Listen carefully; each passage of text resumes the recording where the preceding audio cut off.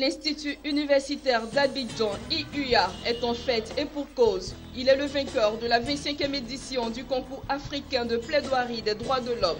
De retour de Pretoria, en Afrique du Sud, où s'est déroulé le concours, les représentants de l'IUA ont été dignement accueillis par le corps enseignant de l'Institut, avec à sa tête le premier responsable, le fondateur de l'Institut, ainsi que les étudiants. Pour ces Amazones, ce fut une merveilleuse expérience. Une aventure qui a débuté en 2013 lors des préparatifs au plan national du concours de plaidoirie des droits de l'homme. On va dire que l'aventure a commencé depuis 2013 déjà. D'accord, on participait au plan national, au concours interuniversitaire de plaidoirie sur les droits de l'homme et tout. Donc c'était moi qui étais chargée de la formation. Donc en 2013, 2014, 2015, en novembre 2015, d'abord nous avons gagné le concours au plan national ici. On a gagné plusieurs universités au plan national ici. Et ensuite, il y a eu le 20e anniversaire du concours panafricain des droits de l'homme. Là, ce concours-là réunit, on va dire, tous les pays d'Afrique. Tous les pays d'Afrique peuvent présenter le nombre d'études, le nombre d'écoles qu'ils veulent, le nombre d'universités qu'ils veulent. Et cette année, nous, on a décidé d'aller représenter la Côte d'Ivoire. Au dire des lauréates, cette victoire n'aurait pas été possible sans la formation des rigueurs et l'assistance des responsables de l'IUA. Elles ont profité de l'occasion pour traduire leur reconnaissance à l'ensemble du personnel de l'Institut avant de donner le secret de leur victoire. Pour le secret de cette victoire-là, nous pouvons dire d'abord que nous avons Dieu, ensuite le travail, un travail bien fait et aussi la discipline. Voilà. Au fondateur, tout d'abord, nous aimerions lui dire merci parce que c'est grâce à lui également que nous avons pu réaliser ce projet. Au corps enseignant également, merci pour la formation de qualité qu'il nous donne chaque jour que nous venons ici à l'IUA à l'école. Au corps enseignant de l'IUA, tout d'abord, un merci sincère pour tout ce qui a été fait pour le travail abattu. Parce que, bon, l'air de rien, on nous voit aujourd'hui, on a le trophée, c'est vrai, mais derrière, il y a un véritable travail de fond qui a abattu. Tous les professeurs, même ceux qui ne sont pas vraiment concernés par le concours, se sont impliqués. Et le fondateur également s'est impliqué à tous les niveaux. Donc c'est d'abord un merci sincère à leur endroit. Et puis après encore, les encourager à continuer dans ce sens-là, voilà. Et puis faire mieux si c'est possible. Quant aux responsables et enseignants de l'UIA, ils ont félicité les lauréates, non sans manquer de relever que cette victoire est le résultat de la formation de qualité apportée aux étudiants et de la vision du premier responsable de cet établissement d'aller toujours de l'avant. Ce prix qui a été rapporté par les étudiants montre que les enseignants font un travail de qualité. Cela montre que le personnel administratif et technique également fait un travail de qualité. Cela montre que la direction de l'IUA fait un travail de qualité, que les étudiants sont des étudiants sérieux, des étudiants studieux, des étudiants consciencieux. À l'IUA ici, nous avons dégagé une équipe pour encadrer nos étudiants qui veulent participer à ces concours. Et donc depuis pratiquement plusieurs années, je peux dire que nous remportons plusieurs prix. Et donc l'encadrement tient compte non seulement du droit qui existe, mais ça tient compte également des réformes. Comme je le disais tout à l'heure, nous sommes fiers de ces filles-là qui ne font que traduire en quelque sorte l'excellence du travail qu'elles-mêmes elles ont abattu durant leur parcours dans notre institut. Et on voudrait aussi que ce soir, elles puissent inspirer les autres étudiants pour leur donner le goût du travail bien fait.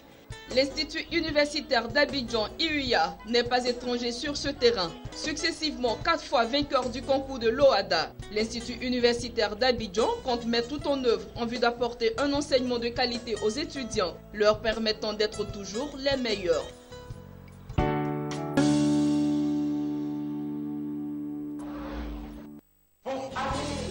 C'est devant un parterre de personnalités politiques, diplomatiques, du monde des affaires et d'universitaires que le président Gervais Kofi Diondo, un panafricaniste hors pair, cofondateur du groupe Ecobank et président d'Askai Airlines, a été élevé au grade de docteur honoris causa et investi officiellement président d'honneur de l'Institut supérieur de droit et d'interprétariat ISDI basé à Lomé.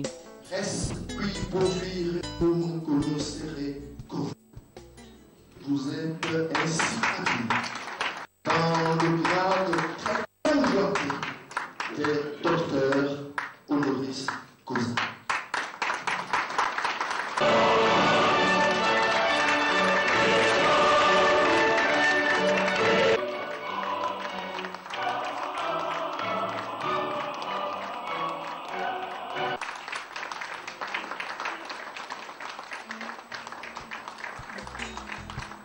Instant solennel d'abord pour célébrer le talent et honorer le génie d'un des dignes fils du continent aux qualités exceptionnelles, mais aussi moment symbolique pour l'ISDI qui se trouve dorénavant sous la supervision morale du président Djondo, connu pour ses exigences en matière d'excellence. La cérémonie est motivée par ce désir ardent de transmettre à la jeunesse togolaise et la jeunesse africaine elle-même, cette notion d'excellence et de talent. Vous savez ce qu'incarne le président Djondo lui-même, c'est un Togolais qui fait la fierté des Togolais, mais également de la sous-région, parce que M. Djondo est un homme pratique et pragmatique qui a fait beaucoup de choses pour la sous-région. Et pour y arriver, il faut avoir travaillé longtemps et sérieusement, de façon assidue et soutenue. Et c'est pour, n'est-ce pas, transmettre à cette jeunesse que pour arriver à émerger et à développer notre continent et parler d'émergence de l'Afrique, il faudrait prendre exemple sur le président Djondo. Il a beaucoup de mérite, il est président d'honneur de cet institut et donc l'institut doit pouvoir faire attention parce que, vous savez, le président Djondo est quelqu'un de très rigoureux et sinon il n'aurait pas arrivé là. Très honoré par cette cérémonie grandiose, le président d'honneur de l'ISDI a saisi l'occasion de relever l'importance de l'initiative privée et a insisté sur l'éducation de la jeune fille, gage du développement harmonieux de l'Afrique. L'initiative privée est capitale. C'est ce qui crée des emplois, c'est ce qui crée la richesse. Et donc, il faut nécessairement qu'il soit tissé un lien entre les universités et le secteur privé. Pour notre développement en Afrique, il faut absolument que nous rattrapions une situation, c'est nos femmes, les femmes, la femme africaine. La femme africaine a des capacités que nous connaissons tous. Cet aspect est très très important. Nous devons inviter nos jeunes filles à prendre l'éducation au sérieux, à bien travailler. Il faut qu'elle soit à tous les niveaux de décision. L'Afrique sera mieux gérée. Président la cérémonie, le ministre togolais de l'enseignement supérieur et de la recherche, après avoir salué le choix du président Djondo en qualité de président d'honneur de l'ISDI, a loué le parcours exceptionnel de cet institut supérieur qui, en 2 ans d'existence seulement, a opéré un véritable saut qualitatif pour une professionnalisation des formations. Le gouvernement, sous la conduite éclairée du président de la République, son Excellence Faure Essozina Yassime, porte toujours une grande attention au sort de la jeunesse de notre pays. Nous nous réjouissons que tout ce qui a été entrepris jusque-là permet de voir de plus en plus de jeunes franchir les portes de l'enseignement supérieur. Nous sommes heureux qu'il y ait de plus en plus d'institutions du pays de droit et d'interprétariat a pris de bonnes initiatives allant dans le sens de cette rencontre entre la formation et les entreprises. Cette convention a permis effectivement à beaucoup d'étudiants d'effectuer des stages dans les interprétations de volonté du gouvernement. Parce qu'il faut que les diplômés aient envie d'aller vers le monde des entreprises. Le directeur académique et le représentant de l'ISD ont promis de donner l'exemple et de faire au président qui, ce président d'affaires, a été sous les étudiants de diverses nationalités pour la licence et des masters professionnels en droit et interprétariat. Pour la rentrée 2016-2017, l'ISDI démarre le master juriste d'affaires et fiscalité et le master marché public, délégation de services publics et partenariat public-privé. Un enseignement d'excellence dans un cadre d'exception avec des stages dans les grandes entreprises du Togo.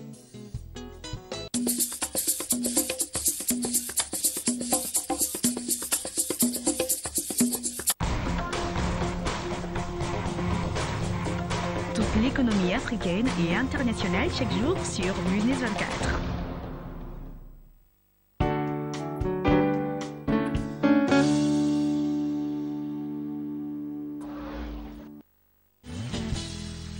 cher et rapide.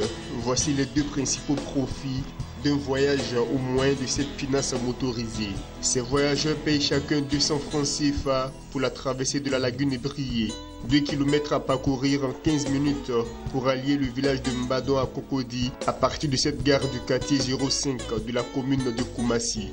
Au lieu de passer, faire le grand tour, bon, avec les embouteillages, tout et tout, je descends à 9 kg.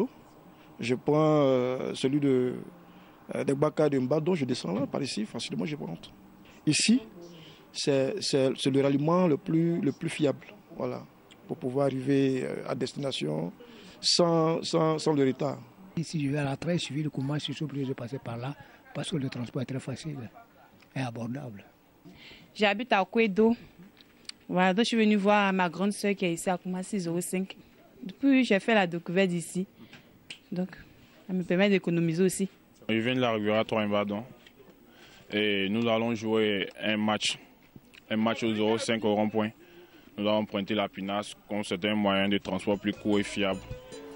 Pour ce même trajet, le transport routier mettrait plus d'1 heure et coûterait 5 fois plus cher. Tous les jours, de 6h à 18h, les voyageurs vont et viennent. Chaque 15 minutes, le temps de faire le plein, 2 embarcations quittent quasi simultanément les 2 rives. Une activité lucrative et sans grande difficulté. Avec la diminution de carburant, en tout cas, ça nous plaît beaucoup. Nous sommes très très fiers, nous sommes très heureux. Parce que de 700 et quelques, c'est jusqu'à 500 et quelques. Non, en tout cas, ça nous aide. Ça nous permet de faciliter un peu le transport.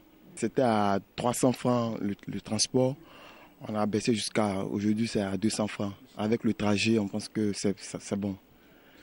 Bon, par jour, on peut faire la recette de au moins 80 000 à 70 000. Souvent, quand ça marche, on va au-delà de ça. Mais quand c'est tant de période, quand c'est le congé, on est moins de 80 000 francs. Mais quand la rentrée arrive, ça va au-delà de 100 000. Ça nous permet de nous débrouiller, nous les jeunes. Voilà. Nous n'avons pas encore de boulot à faire.